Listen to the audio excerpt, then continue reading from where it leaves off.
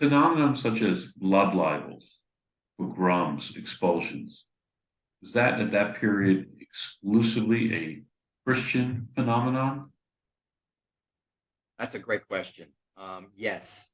It's interesting, by the way, to understand when you look at the animus, the negative side of Islamic view of Jews versus the Christian view, it goes back, the relationship of Jews and Islam goes back to relationship Muhammad and the Jews in the Arabian Peninsula in the 7th century. And, there's actually a huge amount of Jews. 90% of the Jews in the world are living in the Middle East at the time. And Muhammad actually fights even battles and read about the story of the Jews of Khaybar, the Pact of Omar. All these things come out of these early relationships. But in every situation that Muhammad's armies fight with Jews, the Jews lose. And eventually the Jews are totally subjugated. So the Quran has a positive view of like Judaism in general, but a negative view of Jews in being people who are smart and will steer you away from the truth. The ultimate truth being, of course, that Muhammad is the seal, the final prophet. So Jews are never viewed as physically threatening. They're viewed as being intellectually deceptive. So Muslims are not like scared of Jews. But if you go back to the relationship of Jews with Christianity, the dark side of that relationship begins with a gospel narrative related to Jews conspiring to make sure to get Jesus killed, which is one of the most destructive accusations leveled against Jews, is the Christ killer accusation.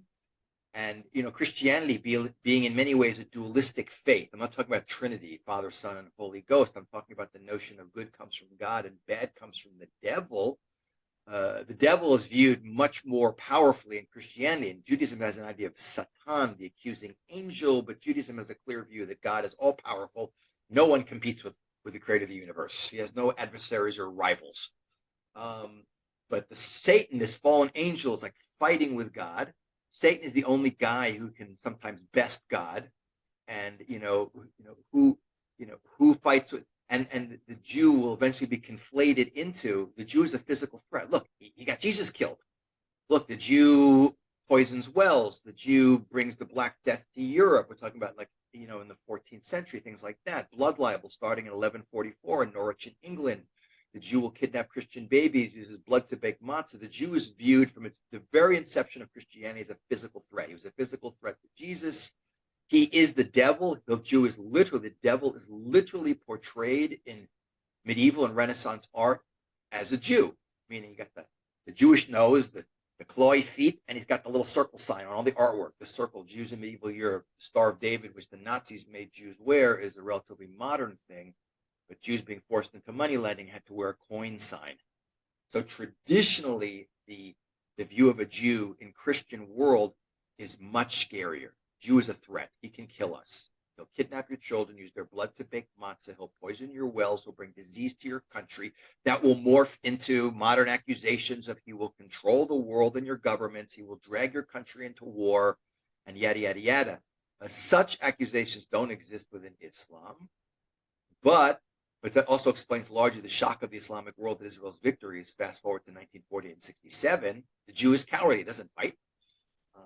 But with the advent of Zionism, Islamic and Arab nationalism, and the Mufti of Jerusalem, Hajj al-Min al-Husseini, who the British put in the early 20th century when they controlled Palestine after World War I, they put him as the chief Muslim cleric in Jerusalem. The Mufti was a rabid anti-Semite, the al-Husseini family. And he was a close friend and ally of Adolf Hitler.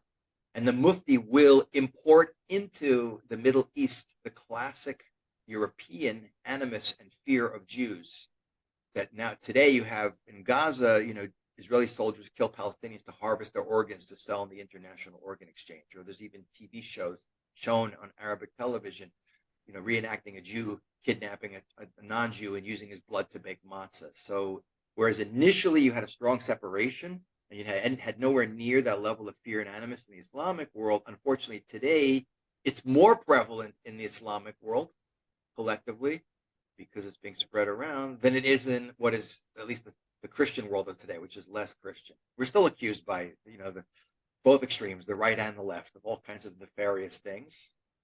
But traditionally, there were very different attitudes.